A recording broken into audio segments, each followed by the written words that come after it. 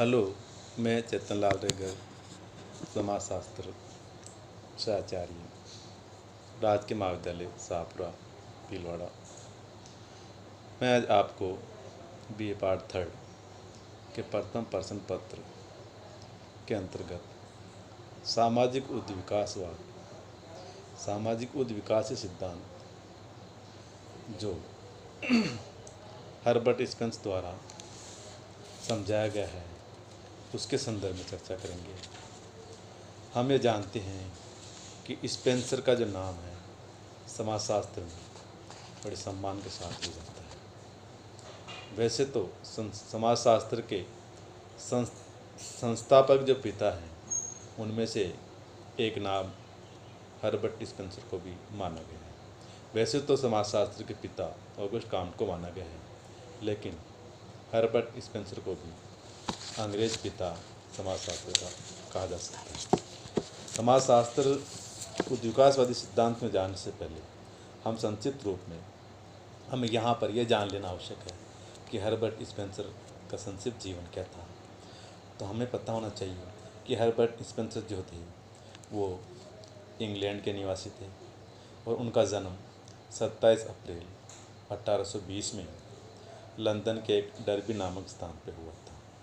उनके परिवार की आर्थिक स्थिति अच्छी नहीं होने के कारण वे विश्वविद्यालय में शिक्षा प्राप्त करने का अवसर प्राप्त नहीं कर पाए। उनके पिता एक अध्यापक थे और वे अपने पिता की एक इकलौती संतान थी। हालांकि उनकी जो रुचि थी वो प्रारंभ में उनकी मैकेनिक्स में थी, यानी कि 1833 में अर्थात 1730 में 17 वर्ष की आयु में लंदन जाकर उन्होंने सिविल इंजीनियरिंग के रूप में रेलवे लाइनों और पुलों का जो कार्य वो 4 वर्ष तक किया और उनके कुछ समय पश्चात यानी 1848 में अर्थात उन्होंने कहीं एक लेख लिखा और इंजीनियरिंग कार्य छोड़ दिया। तो उन्होंने जो लेख लिखा वो था the proper sphere of government. तो वो जो लेख था उसमें काफ़ी चर्चित हुआ और यूँ मान लीजिए कि लंदन में एक तहलका सा मचा दिया था इन्होंने। और इन्होंने ही उसी समय एक थॉमस नामक के व्यक्ति से संपर्क में आए, यानी कि थॉमस जो थे उनके पिता थे। उनके संपर्क से ही उन्होंने एक इकोनॉमिक्स नामक की संस्था के उप संपादक के रूप में कार्यक्रम किया और धीरे धीरे इन्होंने साहित्य में रुचि लेने लगे। उसके साथ ही सार्वजनिक जो सामाजिक राजनीतिक क्षेत्र के कार्य करने का उनको अवसर मिला। उन्होंने अपनी पहली पुस्तक 1850 में उन्होंने जो पुस्तक लिखी थी उस पुस्तक का नाम था सोशल स्टैटिक्स। इस पुस्तक के अंतर्गत ही इन्होंने सामाजिक उद्विकास के सिद्धांत का प्रतिपादन किया। तो सामाजिक उद्विकास का प्रतिपादन बताने से पहले मैं आपको ये बताना चाहता हूँ कि उद्विकास क्या है, उद्विकास का अर्थ क्या है, उसकी परिभाषा क्या है।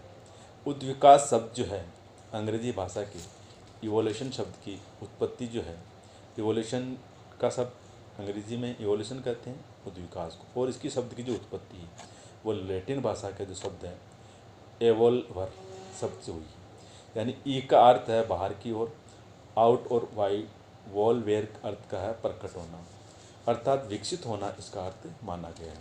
वैसे उद्विकास के अर्थ को स्पष्ट करते हुए स्पेंसर ने कहा है कि उद्विकास जो है कुछ तत्वों का एकीकरण तथा उससे संबंधित वह गति है जिसके दौरान कोई तत्व एक निश्चित तथा असंबद्ध समानता से निश्चित और संबद्ध भिन्नता में बदल जाता है। अर्थात इसके संदर्भ में एक परिभाषा मैकावे पेज ने भी लिखी है।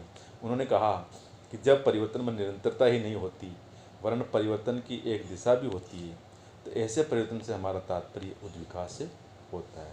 इसी प्रकार ओगबन और निमकोफ ने भी इसको परिभाषित किया और कहा है कि एक निश्चित दिशा में होने वाला परिवर्तन ही उद्विकास है।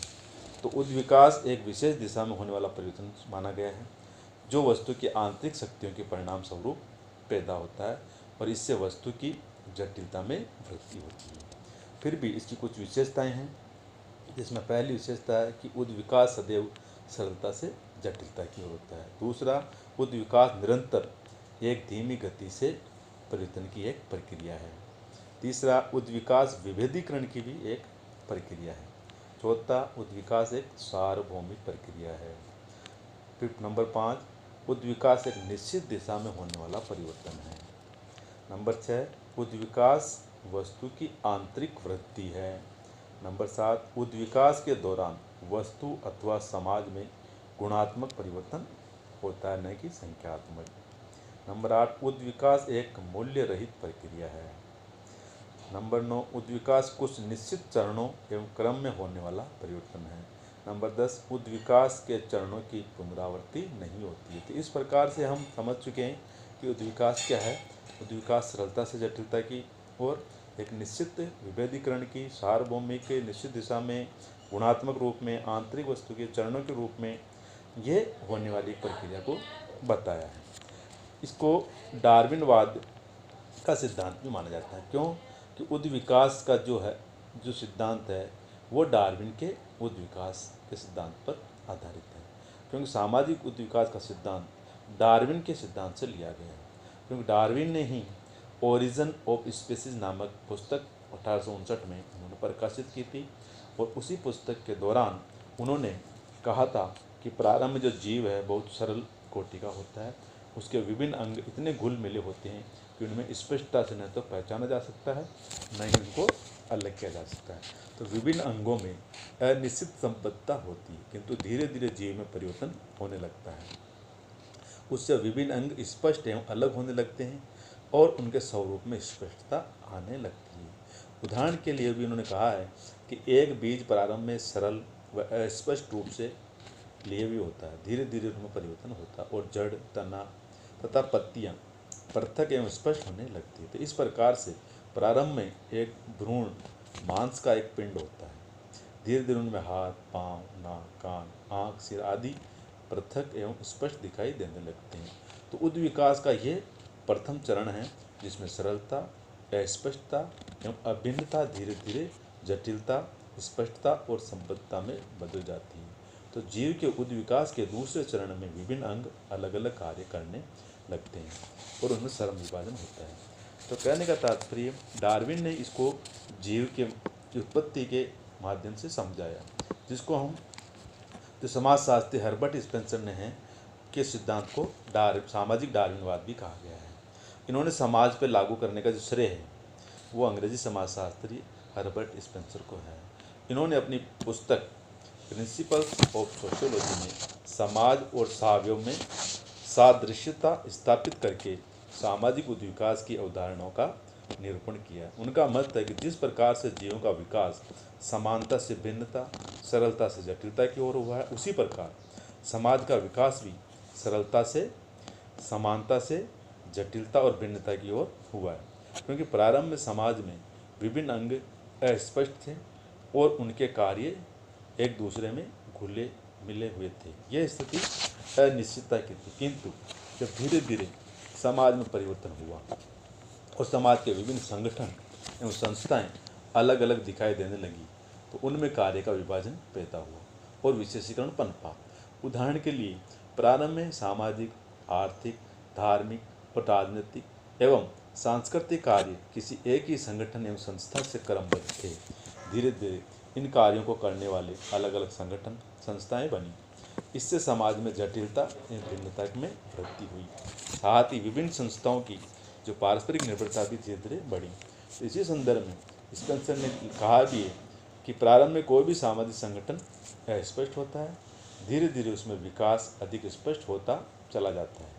प्रथाओं में स्थायित्व आ जाने से वे कानून का रूप धारण कर लेती हैं। इसी प्रकार से समूह की सामाजिक संस्थाएं प्रारंभ में एक दूसरे से मिली हुई लगती हैं, किंतु बाद में समय के अनुसार वे एक दूसरे से अलग होकर स्पष्ट दिखाई देने लगती हैं। आदिम समाजों में विभिन्न संस्थाओं का अभाव देखा जाता है, लेकिन प्रकारात्मक विभेदीकरण नहीं होता, किंतु जब नए परिवर्तन के कारण उसमें सामाजिक विभेदीकरण और श्रम विभाजन पनपता है और वह औद्योगिक व जटिल समाज में परिवर्तित हो जाता है, जिससे उनमें अनेक भिन्नताएं पैदा होती, किंतु जटिल समाज की विभिन्न संस्थाओं और संगठन में पारस्परिक निर्भरता भी पाई जाती है, क्योंकि एक ही संगठन का प्रकार एक प्रकार का कार्य कर पाता है, अतः अन्य कार्यों के लिए उसे दूसरे संगठन पर निर्भर ही होना पड़ता है। तो उस विकास की ये प्रक्रिया धार्मिक, आर्थिक, राजनीतिक, पारिवारिक, सामाजिक और सांस्कृतिक सभी क्षेत्रों में देखी जा सकती है। तो सामाजिक उद्विकास के जो क्षेत्र हैं, जिसके अंतर्गत हर्बर्ट स्पेंसर ने बताया था कि उनके विभिन्न क्षेत्र हैं जिनके अंतर्गत सामाजिक उद्विकास की प्रक्रिया देखी जा सकती है। हम समाज एवं संस्कृति अगर उद्विकास देखें तो हम इसके जो विभिन्न स्तरों में सामाजिक उद्विकास का जो विभिन्न स्तर हैं वो अलग अलग स्तरों से गुजरा है। सबसे पहले जो स्थिति थी वो जंगली अवस्था थी, जब मानव का सामाजिक जीवन प्रथम अवस्था जंगली अवस्था के रूप में माना गया था। जंगली अवस्था में निम्न स्तर, मध्य स्तर और उच्च स्तर, 3 स्तर से वो गुजरी थी। जंगली अवस्था के बाद की जो स्थिति थी वो थी बर्बर अवस्था। इस अवस्था में मानव बर्तनों का निर्माण कर पाया, इसलिए इसको बर्बर अवस्था। बर्बर अवस्था के 3 स्तर थे, निम्न, मध्यम और उच्च स्तर। उच्च स्तर में मानव ने लोहे को गलाकर उससे कुछ औजार बनाना सीख लिया, तो ये बर्बर अवस्था थी। तीसरी थी सभ्य अवस्था। सभ्य अवस्था जो सामाजिक विकास का ये अंतिम पार्ट है, अंतिम चरण है, जिसमें सभ्यता के अंतर्गत निम्न स्थिति थी। उसके अंतर्गत प्रारंभ में लेखन कार्य हुआ, भाषा का प्रयोग हुआ, पढ़ने लिखने के कारण संस्कृति का संचरण सरल हो गया। फिर मध्य स्थिति में सामाजिक आर्थिक व्यवस्थाओं संगठन के रूप में देखी जा सकती, और समाज सभ्यता का जो उच्च स्तर थे, इसका जो मॉर्गन ने इस स्तर को हम 19वीं सदी के उत्तरार्ध से मानते हैं, जब औद्योगिकीकरण के कारण आधुनिक जटिल एवं नगरीय समाज का उदय हुआ। तो इस प्रकार से समाज के उद्विकास और संस्कृति के उद्विकास के संदर्भ में हर्बर्ट स्पेंसर ने ये संदर्भ में जो उद्विकास के बारे में बताया, इसको अच्छी तरह से मॉर्गन ने 3 अवस्थाओं के आधार पर समाज के उद्विकास को बताया, जंगली अवस्था, बर्बर अवस्था और सभ्य अवस्था। तो इस तरह से 3 अवस्थाओं के आधार पर इसको समझाया गया। आर्थिक जीवन के आधार पर देखा जाए तो उद्विकास की प्रणाली को हम प्रारंभ में 4 स्तरों से गुजरी। इसमें सबसे पहले भोजन एकत्रित करने वाला स्तर आया, फिर चरागावा स्तर, और फिर कृषि स्तर और औद्योगिक स्तर। तो इस तरह से ये आर्थिक जीवन में भी इसका उद्विकास धीरे धीरे शिकार करने से लेकर के औद्योगिक धंधों में कार्य करने के दौरान प्रारंभ हुआ।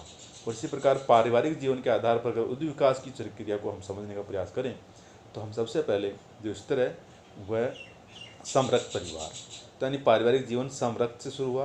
प्रारंभ अवस्था में यौन संबंध स्थापित करने के लिए कोई नियम नहीं थे, यहाँ तक कि भाई बहनों में भी परस्पर यौन संबंध हो जाते थे। दूसरा समूह परिवार, एक परिवार में एक परिवार के सभी भाइयों का या दूसरे परिवार के सभी बहनों से, इसलिए समूह परिवार की स्थिति आई। फिर सिंडेसिमियन परिवार, इस परिवार में एक व्यक्ति का एक स्त्री से होता था। फिर पितृसत्तात्मक, इस अवस्था में परिवार पर पुरुष का आधिपत्य था। फिर एक विवाह। उद्विकास के क्रम में यह अंतिम स्तर आ गया जो वर्तमान में अधिकांश समाजों में देखा जा सकता है। तो इस प्रकार से पारिवारिक जीवन में भी उद्विकास की प्रक्रिया देखी जा सकती है, जो 5 स्तरों से गुजरी है: समृद्ध परिवार, समूह परिवार, सिमियन और पितृसत्तात्मक और एक विवाह। तो इस प्रकार से ये जो है पारिवारिक जीवन में उद्विकास की प्रक्रिया देखी जा सकती है। तो कहने का तात्पर्य जो सामाजिक उद्विकास की प्रक्रिया है वो समाज, सांस्कृतिक, पारिवारिक और आर्थिक जीवन में किस प्रकार से लागू हुई, ये हर्बर्ट स्पेंसर ने अच्छी तरह से समझाया है। थैंक यू, धन्यवाद।